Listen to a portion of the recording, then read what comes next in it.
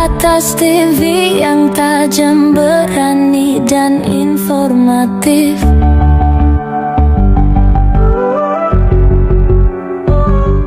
Bukan dualisme sebenarnya, karena yang ikatan itu, induk itu lahir dari ikatan. Pertanyaannya yang di sebelah itu lahirnya dari mana gitu loh. Nah, itu dia. Iya kan? Nah, jadi setelah kita keluar nih Menkumham kita, ternyata muncul nih TPP ikatan versi dia. Pertanyaannya, dia lahirnya dari mana gitu kan? Saya mau meluruskan aja. Sebagai saya sih mau ada 10 IKM itu tidak ada masalah ya kan.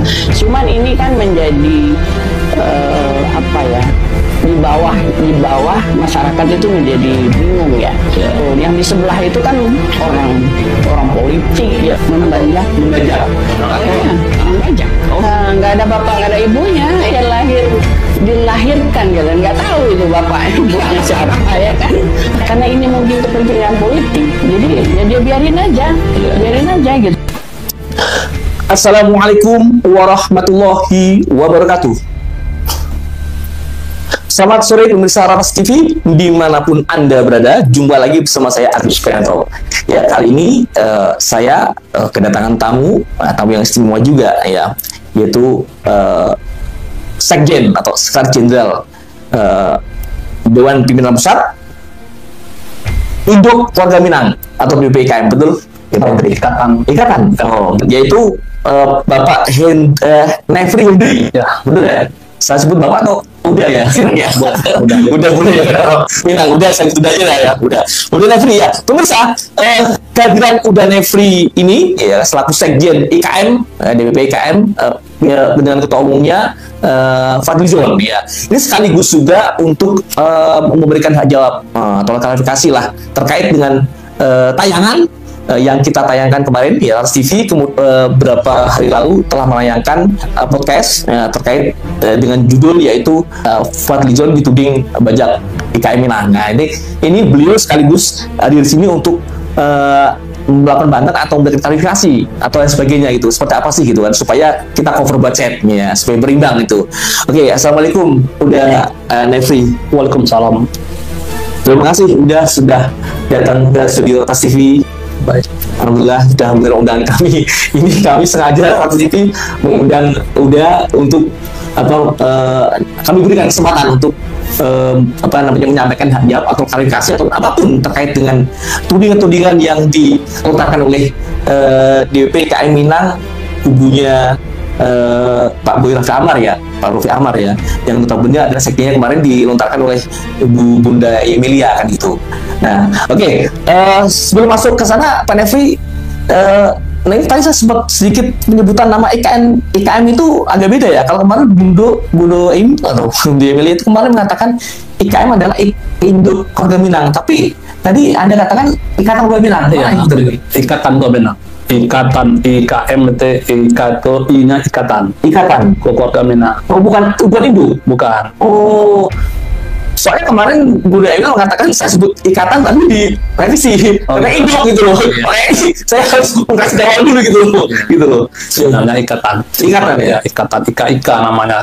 Oke, bukan induk ya. Bukan. Nah, ini soalnya menurut saya ini di awal sih ada sedikit penyebutan nama. Kemarin kalau Bunda katakan ketika saya memperkenalkan diri menyebutkan IKM itu adalah ikatan betul itu gue induk mas. Oh ya sudah, makanya saya ini bukan lagi nih gitu kan. Oke, ya. Udah Hendri, mungkin sebelum masuk ke substansi bisa Anda sampaikan ke pemirsa terkait mungkin dengan sejarahnya seperti apa sih IKM Minang ini gitu kan.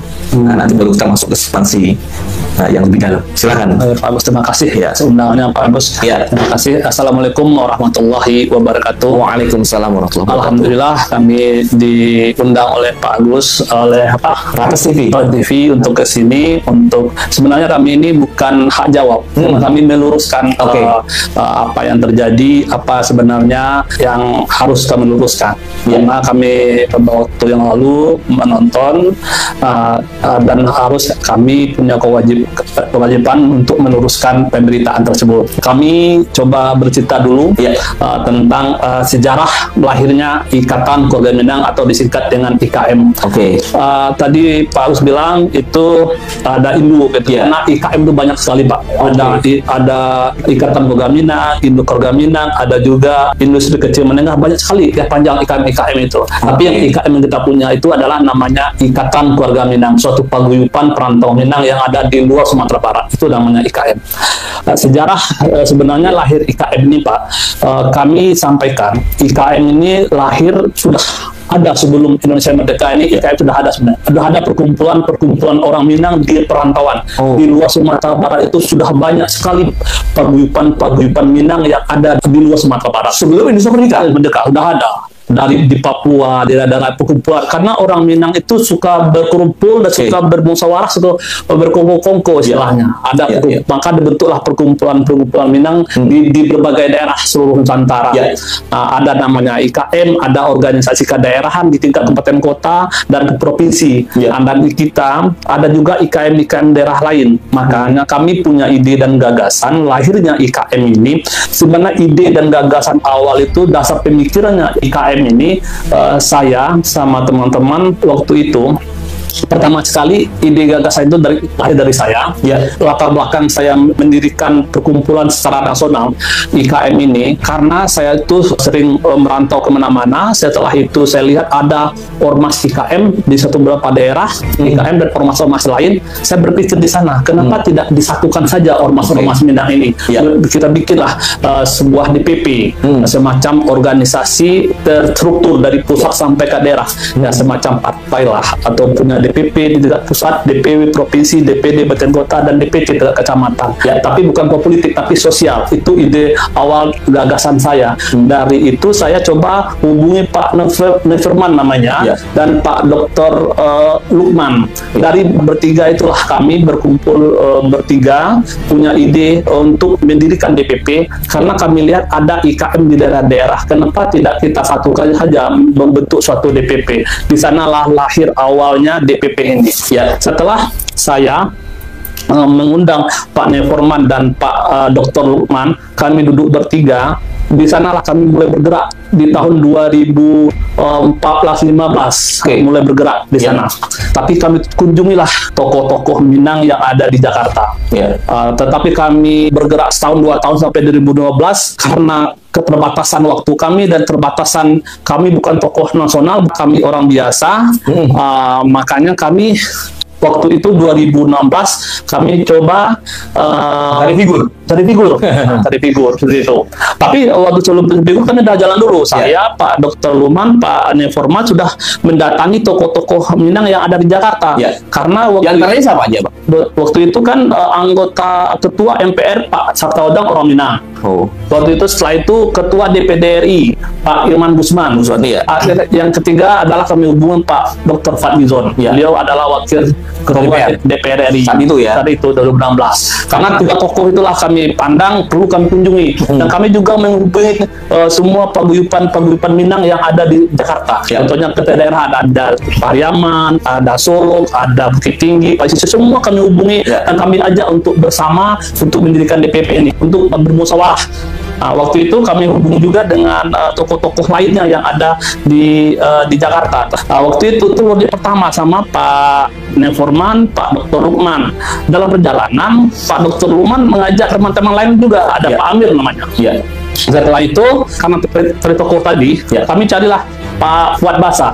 Fuad Basa, Maijen Fuad Basa, mantan Kapus TNI waktu itu, 2016. Setelah itu saya yang datangi, saya sendiri yang datang waktu itu ke rumah beliau pada hari Jumat waktu itu. Masih ingat saya, hari Jumat datang ke rumah beliau, saya utarakan maksud dan tujuan saya untuk mendirikan IKM, DPP-nya. Beliau sangat respon sekali untuk mau bergabung karena kami tidak ada tokoh waktu itu. Beliau seorang jenderal bintang 2 waktu itu, dan beliau mau merespon kami untuk mau bergabung mendirikan DPP. Kami carilah IKM yang ada sudah terbentuk di Jakarta, ataupun di Banten, ataupun di luar Jakarta. Dalam perjalanan oleh Pak Dr. Lukman ini membawa Pak Amir. Pak Amir memberikan saya ke Ibu Emilia. saya undanglah Ibu Emilia ini. Saya kenalkan dengan Fuad Basa. berarti sayalah yang memperkenalkan Ibu Emilia ini ke Pak Fuad Basa. Itu. Sudah sebelum waktu itu udah Nefri memperkenalkan Bunda Emilia itu sebagai apa? Apakah beliau memang waktu itu sudah mengklaim sudah menjadi sekjen atau tokoh Minang biasa atau seperti apa? Kita mendengar informasi beliau ini adalah Ketua IKM Banten waktu itu. Oke. Ketua IKM Banten. Kapasitas sebagai Ketua IKM Banten. Oke. Ya. Ada juga IKM lain, ada ya Pak Yono namanya di Tangerang, kita coba hubungi juga, tetapi beliau tidak bisa masuk tim karena ada satu lain hal tidak bisa. Cuma tim kita aja. Setelah kita bentuk tim dengan Pak Fuad Basa, tim Prumus, ada berapa orang waktu itu, 7 orang, ada sampai 21 orang. Dalam perjalanan kita kenalkanlah Ibu Emilia ini ke Pak Fuad Basa. Ketemulah waktu itu di rumah makan anak Prabu di Jakarta Pusat, Jalan Sabang. Setelah itu kita kenalkan, alhamdulillah beliau mau masuk ke dalam Ibu Emilia ini. Beliau juga membawa teman-teman ke dalam tim ini. Tim ini udah berjalan sebenarnya. Berarti Ibu Emilia ini udah naik di jalan nih. Berarti udah jalan, dalam perjalanan Ibu Emilia ini kita bawa untuk gabung nanti ini.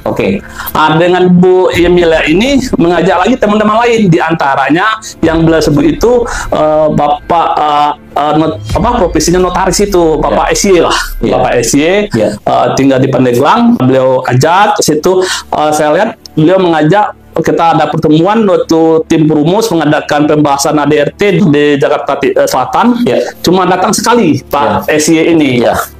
Dia datang setengah malam sampai kita bahas ADRT. Setelah itu, tapi untuk pertemuan selanjutnya Pak SY ini datang lagi. Mungkin perjalanannya terlalu panjang. Dalam setahun itu sampai bulan puasa waktu itu kita rapat-rapat terus dalam perumusan. Setelah itu Pak SY kita telepon, kenapa Pak SY tidak hadir? Kenapa tidak masuk tim ini lagi? Karena Pak SY ini bawaan dari Bu Emilia. Setelah itu kata beliau begini, ini notaris sebenarnya, Nefri via telepon ke saya, karena katanya itu tidak bisa didaftarkan di Menkumham, itu aturan sekarang, tidak bisa didaftarkan, makanya udah tidak gabung lagi, percuma kita rapat-rapat, karena besok pun tidak bisa kita daftarkan. Tahun berapa itu Pak? Tahun 2016. 16. Kata beliau, udah mundur aja. Udah beliau mundur, saya tetap berjalan sama tim ini untuk sampai ke deklarasi waktu itu, sampai pemilihan ketua umum di Balerung waktu itu. Saya tetap berjalan dengan Ibu Emilia. Sebelumnya itu sebenarnya saya sudah ditunjuk sebagai sekretaris tim Prumus dan ketuanya Bapak Jenderal Fuad Basa itu. Setelah itu saya sekretaris, dan saya merumuskan semuanya sama teman-teman. Saya ikut siang malam bekerja, merumuskan, mencari tokoh-tokoh, menggalang kekuatan untuk mendirikan, termasuk kami datang ke tokoh-tokoh nasional yang berdarah Minang. Kami datang lagi.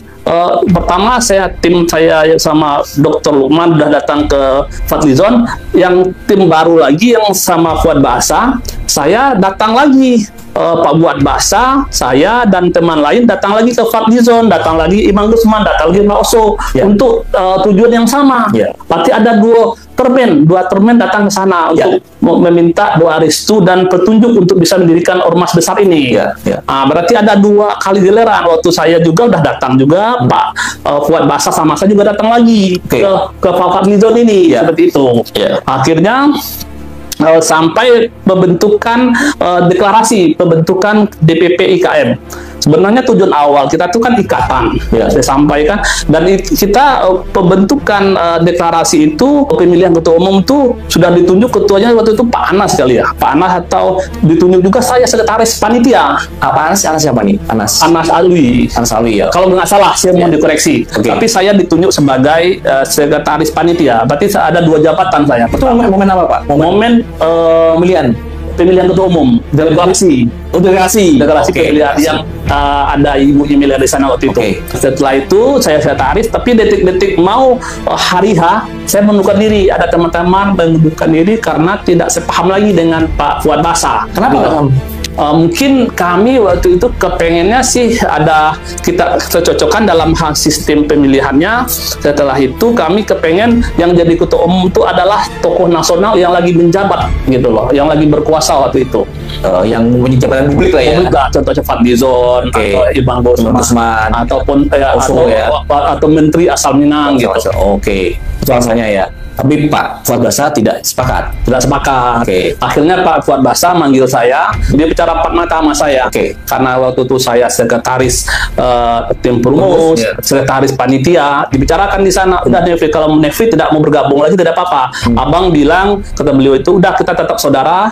Nefri silakan jalan sendiri. Abang akan terus jalan sendiri sesuai dengan pendapat abang. Itu pembicaraan terakhir sama beliau saya. Setelah itu saya keluar dari tim itu, saya dengar beliau lanjut deklarasi. Saya tahu itu karena saya panitia sekretarisnya, saya tahu semua seluk-beluk di dalam, gitu. Berapa undangan yang datang, siapa-siapa saja yang hadir. Saya dengar kemarin itu semua provinsi, tidak semua provinsi yang hadir, cuma berapa 1-2 provinsi yang hadir, gitu. Dari 38 provinsi cuma 1-2 provinsi. Waktu itu masih 27 ya. Semuanya. Saya tahu karena saya sekretaris. Saya sekretaris panitia. Semua datang saya, makanya saya tahu gitu. Hal itu makanya mungkin yang datang itu 2 atau 4 provinsi lah yang hadir, tapi itu pun tidak legal mereka di daerah-daerah itu karena mereka belum di SK-kan oleh DPP. Seperti itu. Setelah itu beliau berjalan terus deklarasi. Beberapa minggu setelah itu saya dengar sudah deklarasi dan beliau namanya Indu di Minang. Dari sanalah saya mulai lagi, pertama saya tiarap, setelah itu saya bangkit lagi. Saya datangin ke Menkumham, apakah ada nama ikatan terdaftar di sini? Kata orang Menkumham tidak ada. Waktu itu kan sifat online juga, sifat online, dan dilihat di komputer tidak ada nama ikatan, yang ada cuma Induk Boga Minang. Dan dia juga mau kadar luasa juga, mau habis juga. Berarti kalau ikatan Pak belum ada. Belum, makanya di sana saya datang lagi ke Menkumham. Saya datang secara mandiri ke sana, sendiri, dan saya daftarkan secara mandiri, secara manual, bukan sistem komputer. Manual bisa saya daftarkan. Berarti arti katanya duluan induk itu mendaftar mengambil nama dibanding ikatan. Berarti duluan induk baru ikatan yang lahir. Sebenarnya kalau begitu kan tidak masalah dengan 2 nama itu, kayak apa ya? Kalau di legalnya kan di Menkumham kan pertama tadi induk yang diklaim oleh kubunya Bunda Yemelia, kemudian kubunya Anda kan ikatannya. Nah, ya betul. Ya, tapi sama-sama IKM juga. Dalam masalah nama itu kan sah-sah saja karena karena ini cita-cita awalnya tidak terpenuhi. Cita-cita awal itu kita mendirikan ikatan, bukan induk.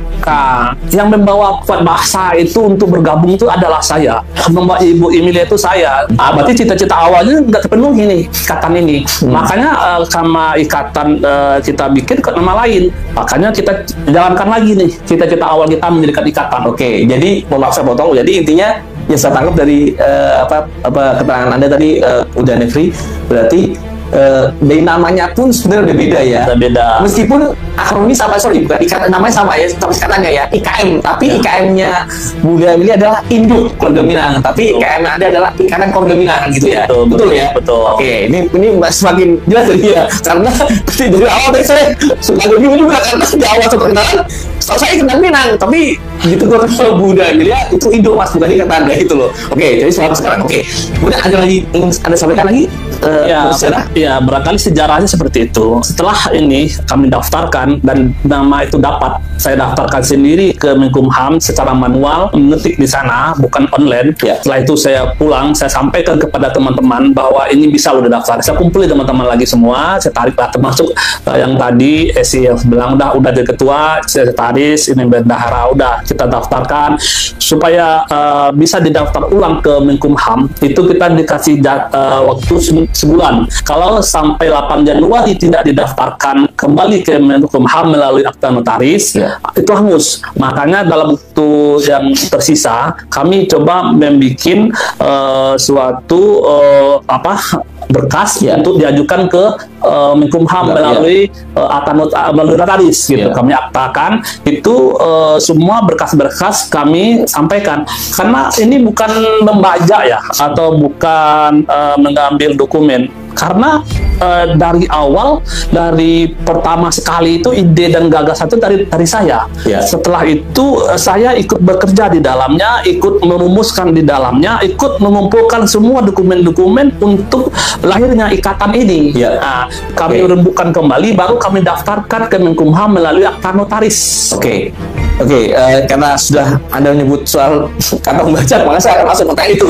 Udah. Nah, dalam episode yang kemarin yang Bunda Emilia sampaikan, ada kata-kata Fadlizon dituding membajak, menyatakan membajak. Nah, saya ingin penegasan dari Anda, berarti itu nggak benar?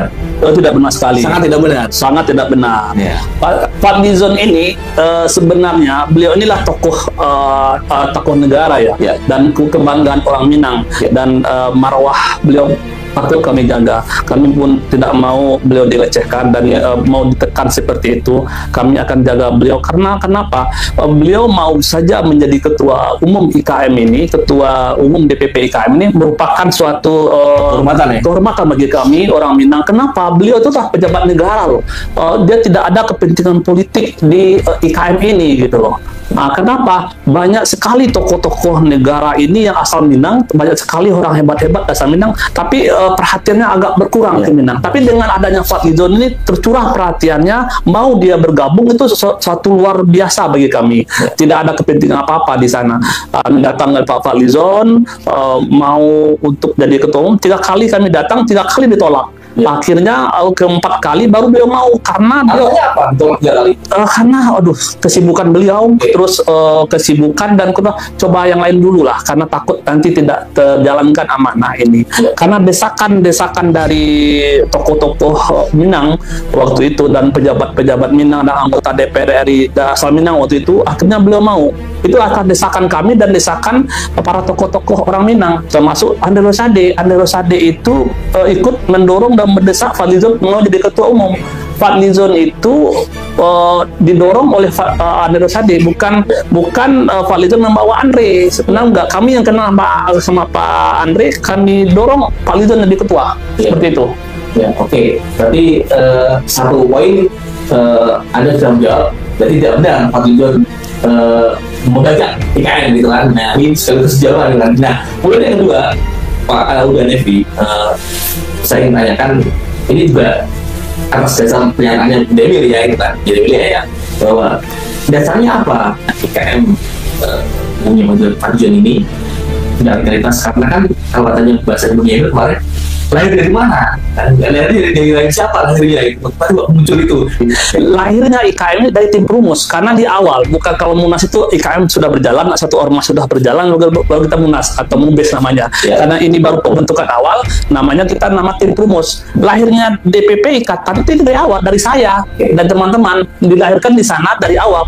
Itu dari awal itu mendirikan ikatan, bukan induk.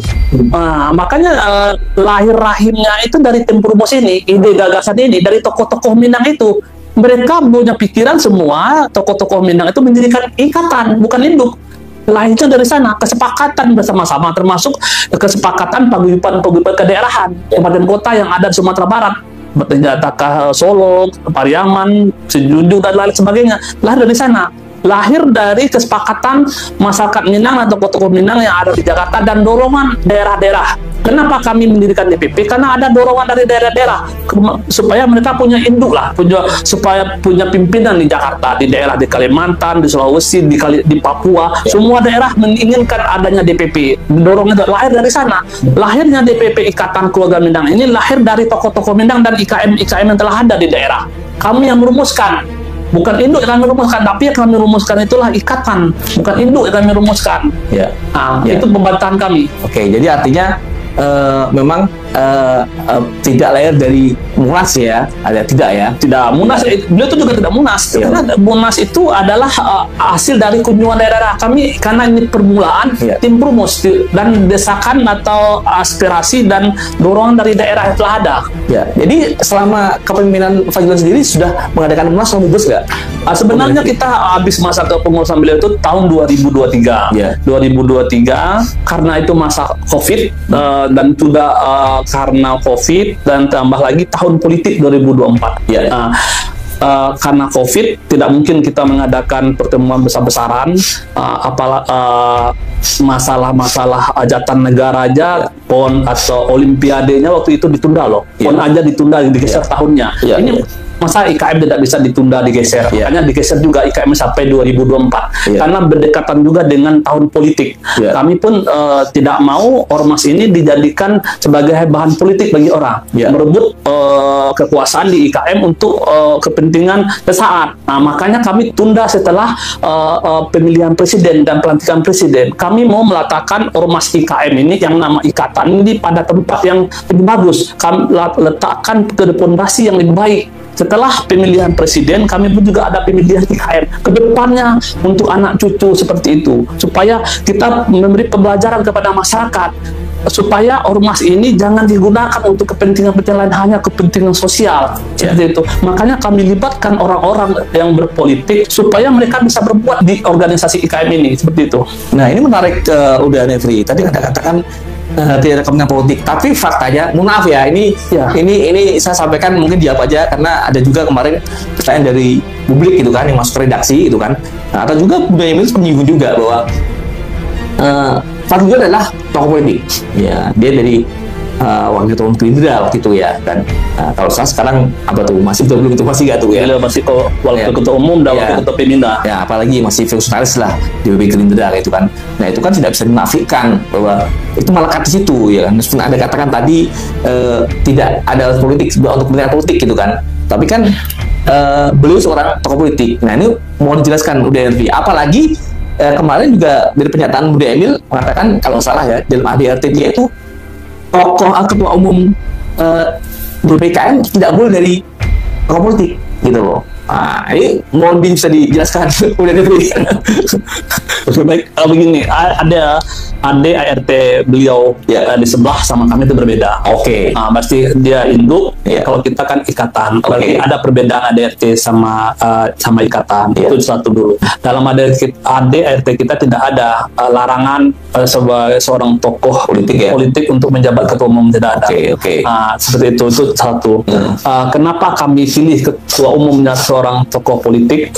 Waktu itu beliau menjabat wakil ketua DPR RI. Kami merasa waktu beliau itu panjang, makanya karena ada tokoh Minang waktu itu menjabat wakil ketua DPR RI Pak Fadlizon, beliau kami daulat. Itu mendatang beliau itu bukan mudah. Berkali-kali kami yakinkan beliau untuk mau jadi ketua, tidak mau karena desakan dan dorongan tokoh-tokoh Minang se-Indonesia mewakili beliau mau. Itu adalah suatu anugerah bagi kami sebenarnya.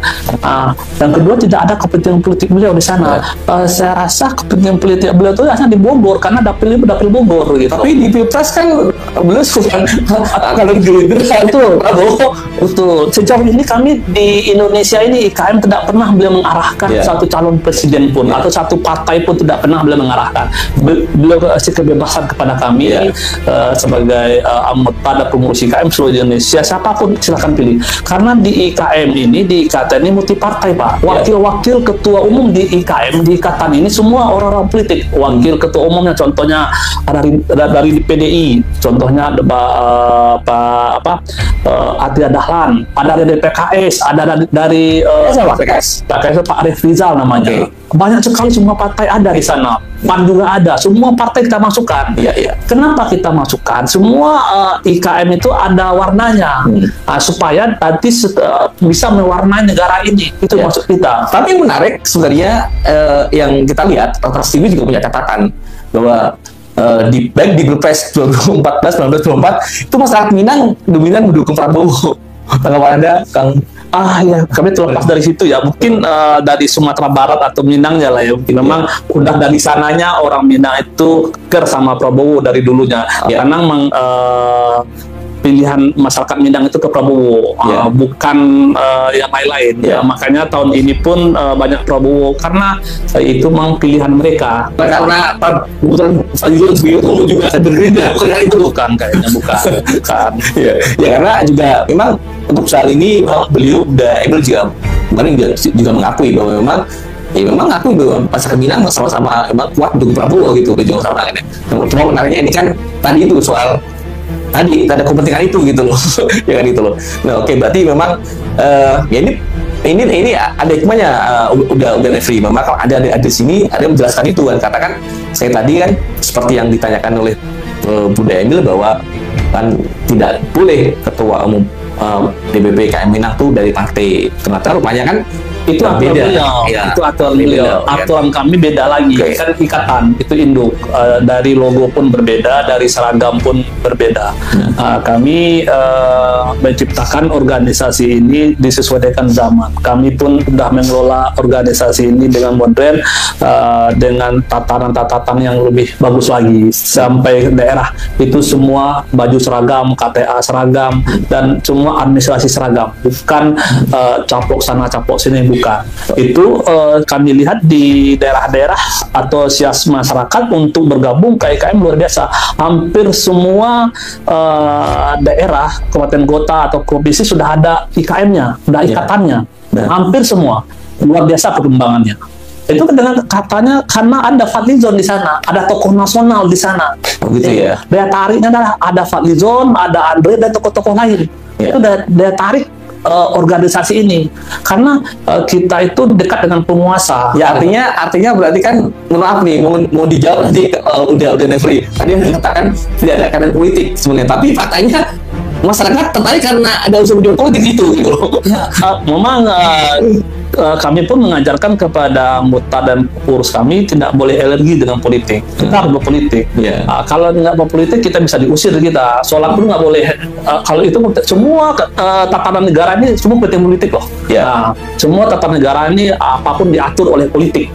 Semua pun diatur, masalah transportasi pun diatur politik. Makanya kita tidak boleh alergi dengan politik. Makanya kami dekat dengan politik, tapi tidak memihak salah satu politik. Itu aja, partai politik itu maksudnya. Dan Ketua Umum Fadlizon apakah mengarahkan kepada Anda dan juga jajaran di bawah gitu untuk menggunakan IKM ini sebagai apa ya, untuk kepentingan politik, itu untuk mendukung Dinda dan Prabowo gitu?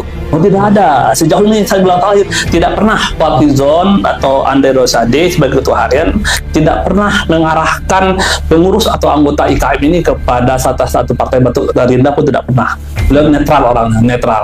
Itu makanya banyak disukai oleh masyarakat. Pak Fadlizon ini orangnya netral. Yang meskipun tadi Anda katakan banyak yang tertarik ikut IKM karena ada tokoh politik, ada gerindra gitu kan? Karena kami lihat, kami rasa tokoh politik Fadlizon ini orangnya terlalu welcome sama orang Minang. Makanya kami tertarik sama beliau. Karena banyak tokoh-tokoh nasional Minang lain-lainnya pun karena sibuk lupa dengan IKM. Kami menyadari begini, Pak. Orang Sumatera orang Minang itu tidak semua tinggal di Sumatera Barat. Lebih banyak orang Minang tinggal di Sumatera Barat. Jadi 30-70 lah. Banyak orang Minang itu tinggal di Sumatera Barat. Makanya kami adakan organisasi IKM ini. Kang udah Nefri, ini Andre Rosade jadi ketua harian gitu kan? Nah, ini infonya di catatan TV ini seminggu lalu dari Solo, 7 DPD Solo itu mendukung beliau nih untuk maju sebagai ketua umum IKM Minang dengan Fadlizon. Benar enggak? Atau sebenarnya apa nih? Andre ini bagian dari Fadlizon atau seperti apa? Benar. Begini, kini kan organisasi Ikatan Muda Minang DPPK sudah habis masa berlakunya sampai 2024. Mungkin dalam waktu dekat nanti mengadakan Munas. Nah, itu adalah salah satu pembelajaran ke masyarakat Munas ini. Berorganisasi baik dan benar. Ini Munas pertama kali berarti? Munas pertama sekali. Karena Munas sebelumnya tertunda karena beberapa hal. Ada COVID, ada tahun politik. Karena kami meletakkan organisasi ini pada fondasi dan tempat yang bagus. Makanya setelah pemilihan presiden, kami juga ada pemilihan ketua umum DPP IKM. Mungkin di bulan 4 ke bulan 5 nanti kami mengadakan Munas.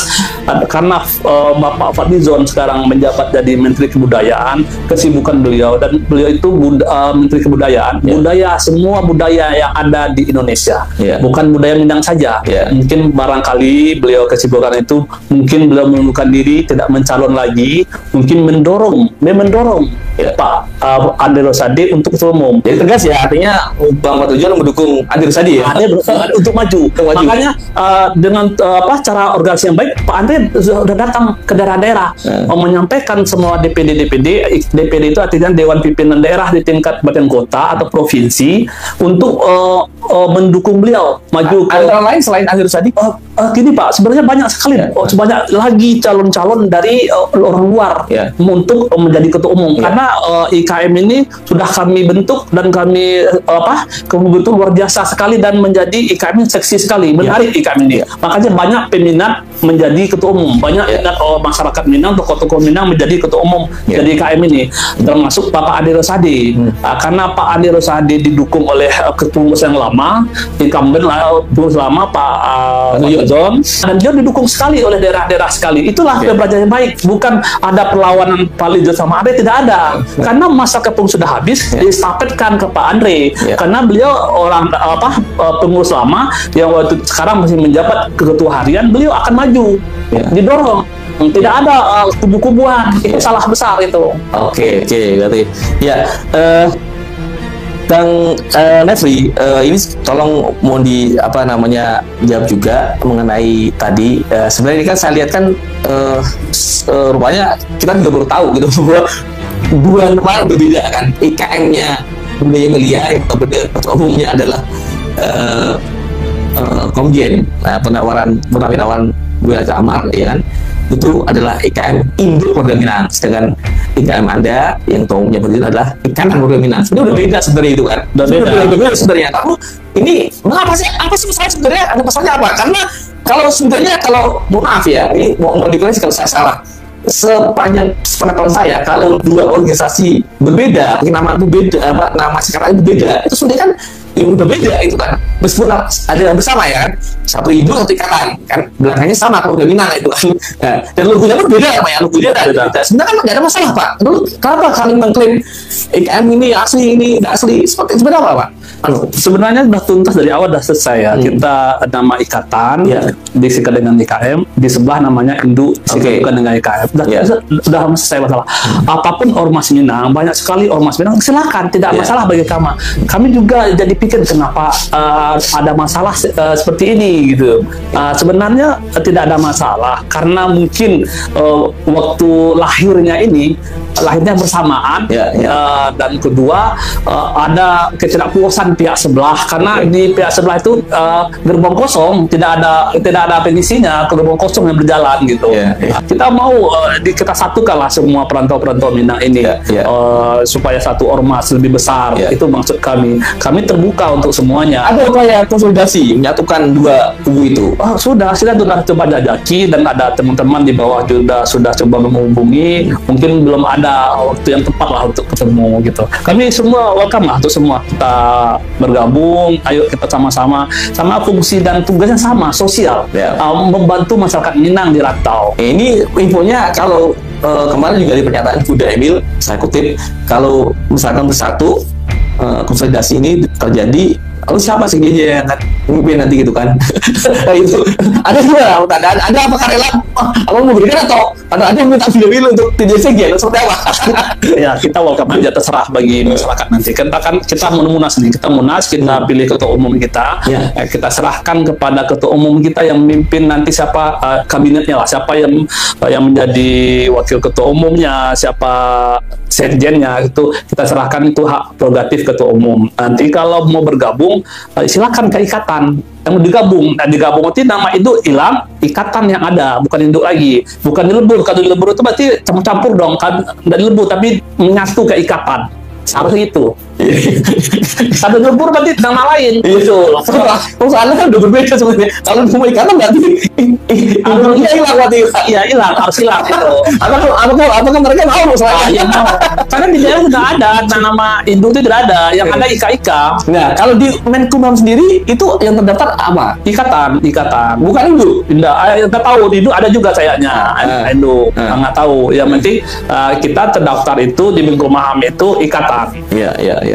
Ya, oke. Mungkin sebelum mengakhiri perbincangan ini, udah Nefri, saya ingin menanyakan beberapa lagi. Benarkah karena saking seksinya IKM ini, kita tahu lah keluarga Minang itu katanya sangat luar biasa ya. Di Jakarta itu udah 5 besar kalau nggak salah, ya, apa namanya posisi populasinya gitu kan. Di Banten dan lain-lain lah, provinsi yang lain. Terus karena seksinya itu, makanya orang berebut hati untuk jadi ketua umum IKM gitu kan. Apalagi sekali lagi ini bisa buat untuk kepentingan politik, tanda kutip gitu kan. Anda mengaku itu atau seperti apa? Betul, organisasi IKM ini menarik sekarang, seksi. Banyak sekali orang kepengen menjadi pemimpin IKM ini, betul. Karena apa?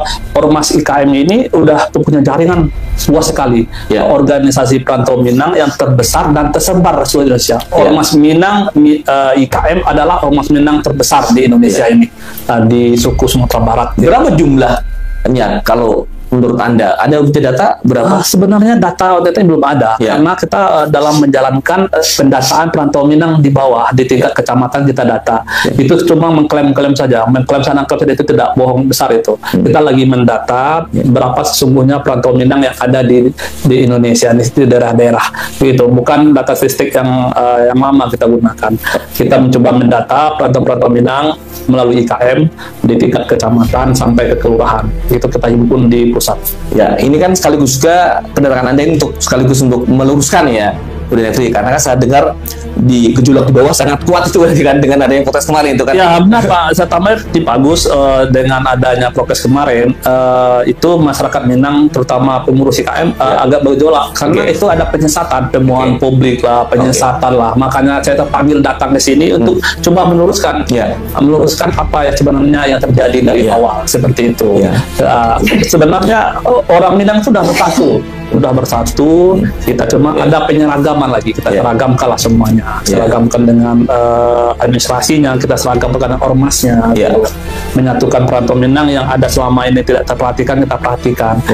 Ini IKM ini menarik Pak, contohnya sekarang dengan ada IKM ini kita banyak sekali kegiatan-kegiatan yang kita bikin, kita sosial utama, kita memberikan bantuan sosial, kita memberikan penyuluhan, kita memberikan bimbingan ke masyarakat, bimbingan hukum, dan juga kita bantuan hukum. Kita juga sekarang contoh Lebaran mudik gratis. Itu 3 tahun yang sebelumnya kan udah ada mudik gratis. Tiap tahun kita adakan mudik gratis dari IKM. Itu sekian ribu orang Minang kita pulangkan secara gratis ke Sumatera Barat. Banyak sekali manfaatnya organisasi. Ini bukan musiman 5 tahun, hanya euforianya 5 tahun, tidak bohong besar itu. Euforianya ikatannya tiap hari Pak. Tiap hari orang datang ke IKM, bahkan kantor IKM itu tiap sebentar minta telepon, minta bantuan, minta pertolongan, dan banyak sekali. Kami IKM ini adalah presentasi orang Sumatera Barat yang ada di luar Sumatera Barat. Duta besarnya lah kalau di luar negeri ya. Kami perwakilan orang Minang yang ada di luar Sumatera Barat. Banyak sekali yang bisa kami kerjakan untuk membantu orang-orang Minang yang ada di luar Sumatera Barat. Sebagai closing statement mungkin Anda, tapi sebelum itu saya akan tanyakan sekali lagi, apakah Anda bersedia tadi untuk membuka atau bersatu dengan kubunya sebelah? Sebenarnya kami tidak ada kubu-kubuan, beliau sendiri, kami sendiri, jalan aja. Dari awal udah bilang, dari Pak Fuad Basa juga bilang ke saya, udah Nefri jalan sendiri, nanti abang jalan sendiri, silakan aja. Itu kami prinsip, silakan, karena kegiatannya sama, manfaatnya sama, kan membantu sosial, membantu orang Minang. Sebenarnya manfaatnya sama.